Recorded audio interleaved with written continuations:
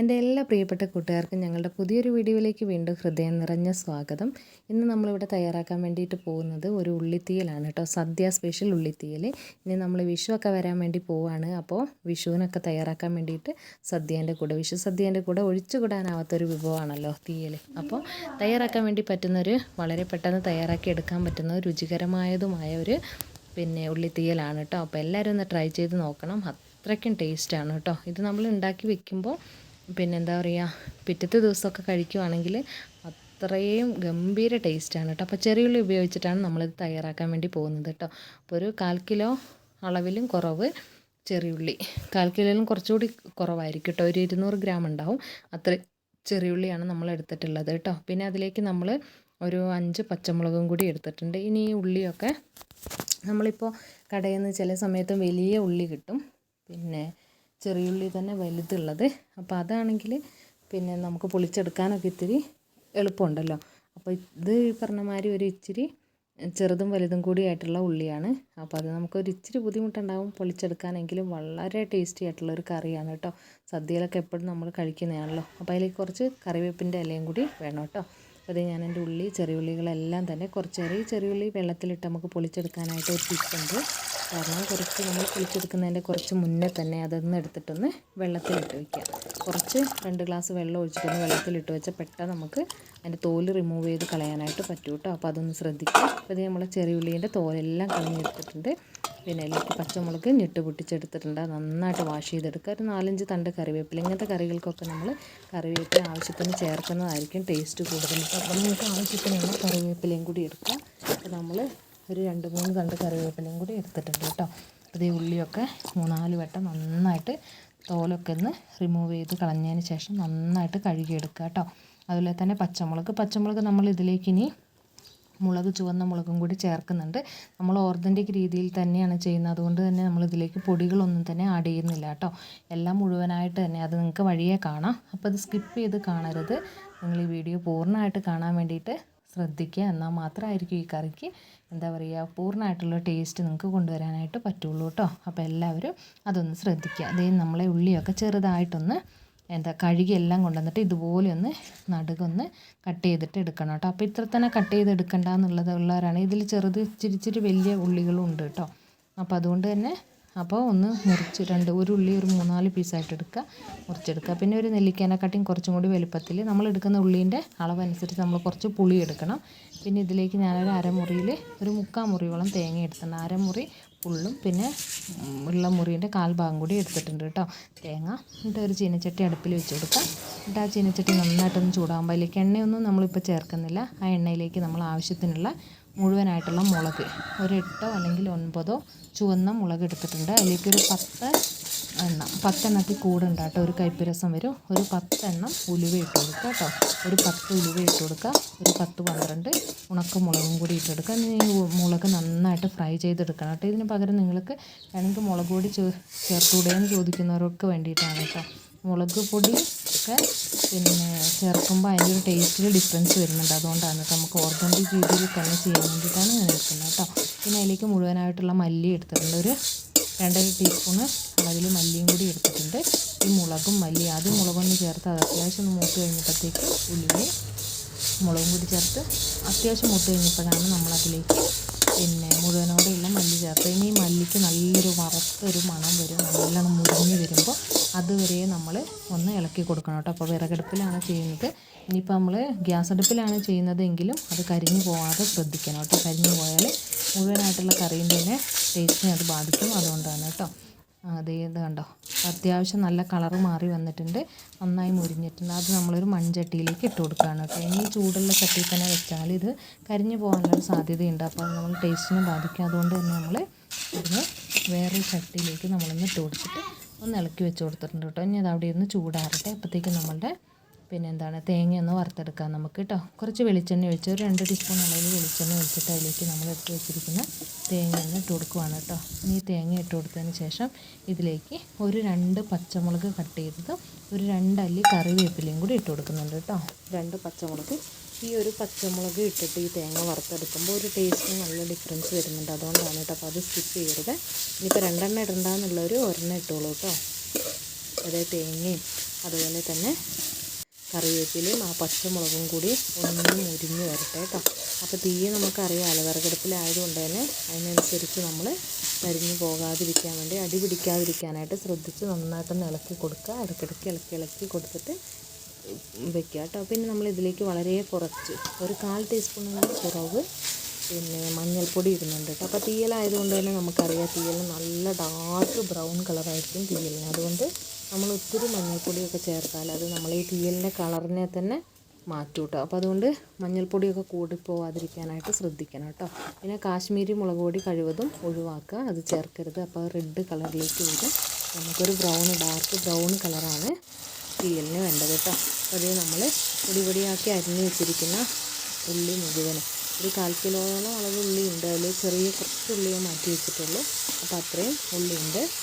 അപ്പോൾ അതൊന്ന് ഇതുപോലെ ഒന്ന് കട്ട് ചെയ്തെടുത്ത് പെട്ടെന്ന് വഴണ്ട് കിട്ടാൻ വേണ്ടിയിട്ടാണ് നമ്മളിതുപോലെ ഒന്ന് ചെറുതാക്കി കട്ട് ചെയ്തിട്ടുള്ളത് കേട്ടോ. അതേ വെളിച്ചെണ്ണ നന്നായി ചൂടായിട്ട് മൺചട്ടി വെച്ച് കൊടുത്തിട്ടുണ്ട്. അപ്പോൾ നമ്മളിവിടെ കുറച്ച് 2 അടുപ്പുള്ളത് കൊണ്ട് തന്നെ ഞാൻ തേങ്ങ ഒരടുപ്പിലേക്ക് മാറ്റിയിട്ട് പിന്നെ ഒരടുപ്പിൽ നമ്മളിതും കൂടി ഉള്ളിയും കൂടി ഒന്ന് വഴറ്റിയെടുക്കുകയാണ് കേട്ടോ. ചട്ടി അടുപ്പത്ത് വെച്ച് ചട്ടിയിലേക്ക് വെളിച്ചെണ്ണ വെച്ച് നന്നായി ചൂടായിട്ട് ചെറിയുള്ളി ഇട്ട് കൊടുത്ത് അപ്പോൾ അതിലേക്ക് നമ്മൾ 5 പച്ചമുളക് ഉണ്ടല്ലോ അത് ചെറുതാക്കി അരിഞ്ഞത് ഒരു 2 കറിവേപ്പിലയും കൂടി ഇട്ട് കൊടുത്തിട്ടാണ് നമ്മൾ പിന്നെ ഈ ഒരു ചെറിയുള്ളി ഒന്ന് വഴറ്റിയെടുക്കുന്നത് കേട്ടോ. അത് നന്നായിട്ടൊന്ന് വഴണ്ട് ഇതിലെ വെള്ളമൊക്കെ ഒന്ന് മാറിക്കിട്ടട്ടെ കേട്ടോ. അപ്പോൾ അടുപ്പിൽ നമ്മളുടെ തേങ്ങയും വെച്ചിട്ടുണ്ട്. അപ്പോൾ തേങ്ങ ഇടയ്ക്കിടയ്ക്കൊന്ന് ഇളക്കി കൊടുക്കണം. കാരണം അത് അവിടേക്ക് അങ്ങനെ അധികം തീ വരില്ല എന്നാലും ഒന്ന് ഇളക്കി കൊടുത്തുകൊണ്ടേ ഇരിക്കുക. അങ്ങനെ ഇളക്കി അത് മുറിച്ചെടുക്കണം. നമ്മൾ തേങ്ങ ഒത്തിരി വെളിച്ചെണ്ണയൊന്നും ഒഴിക്കേണ്ട ആവശ്യമില്ല. കാരണം തേങ്ങയിൽ തന്നെ അത്യാവശ്യം വെളിച്ചെണ്ണ ഉണ്ടല്ലോ. അപ്പോൾ അതുകൊണ്ട് ഒരുപാട് വെളിച്ചെണ്ണയൊന്നും ചേർത്ത് കൊടുത്താൽ തന്നെ മുറിച്ചെടുക്കാം നമുക്ക്. ഇത് കണ്ടോ, ഇനി സവോളയിലുള്ള വെള്ളം എല്ലാം വറ്റി നന്നായിട്ട് വരണ്ട് പിന്നെ നന്നായിട്ടതൊന്ന് പിന്നെ എന്താ പറയുക വെള്ളമൊക്കെ ഒന്ന് പോയിട്ടൊന്ന് ഫ്രൈ ആയി വരട്ടെ കേട്ടോ. അത്യാവശ്യം ഫ്രൈ എന്ന് പറഞ്ഞാൽ ഒരുപാട് ഡാർക്ക് ഷെയ്ഡിൽ ഫ്രൈ ആവണം എന്നല്ല കേട്ടോ. അതുപോലെ ഒന്നാവട്ടെ. ഇനി നമ്മുടെ ഉള്ളി മുരിഞ്ഞ് വരുന്നുണ്ട്. അതോടൊപ്പം തന്നെ നമ്മുടെ തേങ്ങ നന്നായിട്ട് ഫ്രൈ ചെയ്ത് വരുന്നുണ്ട് കേട്ടോ. പിന്നെ നമ്മൾ ഈ തേങ്ങയിലേക്ക് ഈ പറഞ്ഞ മാതിരി എന്താ പറയുക നമ്മൾ ശകലം ശകലം മഞ്ഞൾപ്പൊടി അതുപോലെ തന്നെ കറിവേപ്പിലയൊക്കെയാണ് ചേർത്ത് കൊടുത്തിട്ടുള്ളത്. പിന്നെ പച്ചമുളക് കേട്ടോ. പിന്നെ വേറെ ഉള്ളി കൊണ്ടുള്ള കറി ആയതുകൊണ്ട് ഉള്ളിയൊന്നും ചേർക്കുന്നില്ല വറക്കുന്നതിലേക്ക് കേട്ടോ. പിന്നെ ചെറിയുള്ളിയിലേക്ക് നമ്മൾ അല്പം ഉപ്പ് പൊടിയും കൂടി ചേർത്ത് കൊടുത്തിട്ടുണ്ട്. നമ്മുടെ ഈ ഒരു ഉള്ളി പെട്ടെന്ന് വഴണ്ട് കിട്ടാൻ വേണ്ടിയിട്ടാണ് കേട്ടോ. അതാണ് ഉപ്പും കൂടി ചേർത്ത് കൊടുത്തപ്പോഴത്തേക്ക് അതൊരു ടിപ്പാണ് കേട്ടോ. ഉള്ളിയൊക്കെ നമ്മൾ എന്ത് കറിയിലേക്കാണെങ്കിലും ഉള്ളിയൊക്കെ വഴറ്റിയെടുക്കുമ്പോൾ അല്പം ഉപ്പും കൂടി ചേർത്ത് കൊടുക്കുകയാണെങ്കിൽ അത് വളരെ പെട്ടെന്ന് തന്നെ വഴണ്ട് കിട്ടും കേട്ടോ. ഉള്ളീൻ്റെ ഇപ്പോൾ കളറൊക്കെ ഒന്ന് ചേഞ്ചായി വന്നിട്ടുണ്ട്. അടി പിടിക്കാതിരിക്കാനായിട്ട് വളരെയധികം ശ്രദ്ധിക്കണം കേട്ടോ.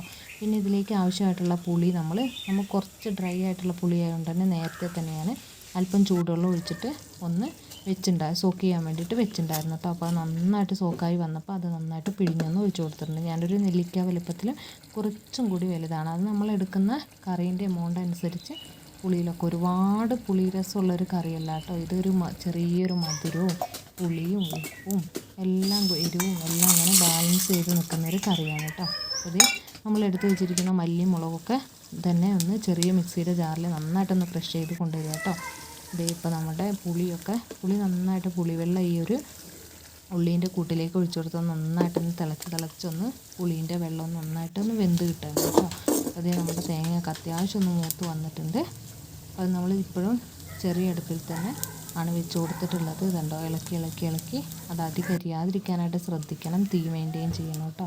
അപ്പോൾ അതേ അത്യാവശ്യം ഒന്ന് മൂത്ത് വന്നിട്ടുണ്ട്. അതിലേക്ക് നമ്മൾ പൊടിച്ച് വെച്ചിരിക്കുന്ന ഈ ഒരു തരിപ്പായിട്ടാണ് നമ്മൾ മല്ലിയും മുളകും പൊടിച്ച് വെച്ചിട്ടുള്ളത് കേട്ടോ.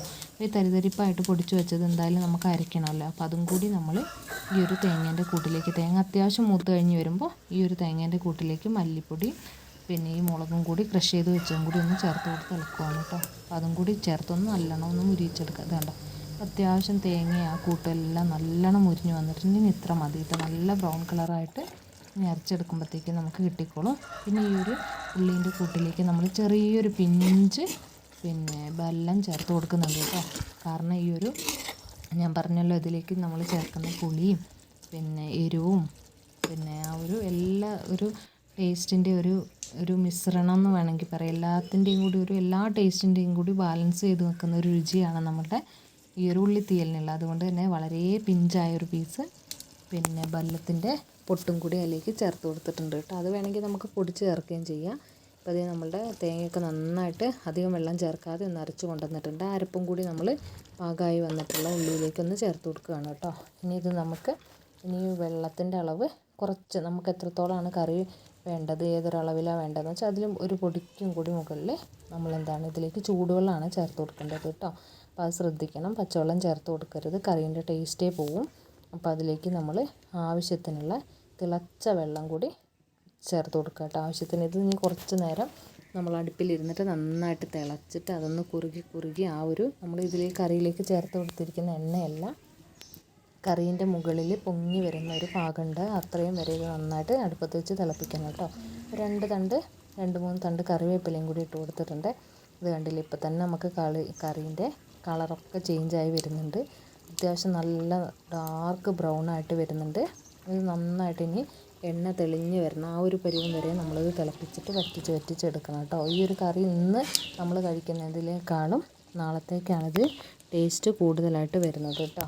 അപ്പം അതുവരെ എന്നാലും ഒത്തിരി അങ്ങ് അച്ചാറ് പോലെ ഭയങ്കരമായിട്ട് കുറുക്കിയെടുക്കരുത്. എന്നാലും ആ ഒരു എണ്ണ തെളിഞ്ഞ് വരുന്നതാണ് അതിൻ്റെ പാകം. അതുവരെ നന്നായിട്ട് തിളപ്പിച്ചെടുക്കുകയാണ് നമ്മൾ ചെയ്യേണ്ടത് കേട്ടോ. അപ്പോൾ കറീൻ്റെ കളറൊക്കെ മാറി നമ്മൾ അരച്ച കൂട്ടൊക്കെ ചേർത്ത് കൊടുത്ത് അരപ്പിലുള്ള അരപ്പും ആ ഒരു ഉള്ളിയും എല്ലാം ചേർന്ന് നല്ല മണം, നല്ലൊരു സൂപ്പറായിട്ടുള്ള മണം വരുന്നുണ്ട് കേട്ടോ. അടിപൊളി കറിയാണ് ഇത്. നമ്മളെ സദ്യക്കൊക്കെ നമ്മൾ വിളമ്പാനായിട്ട് തലേ ദിവസം വൈകുന്നേരം തന്നെ നമ്മൾ തയ്യാറാക്കി വെക്കുവാണെങ്കിൽ പിറ്റേ ദിവസം ആകുമ്പോഴത്തേക്കായിരിക്കും അതിൻ്റെ ഒരു ടേസ്റ്റ് കേട്ടോ. പിന്നെ ബെല്ലൊന്നും ചേർക്കാനായിട്ട് വിട്ടു പോകരുത്.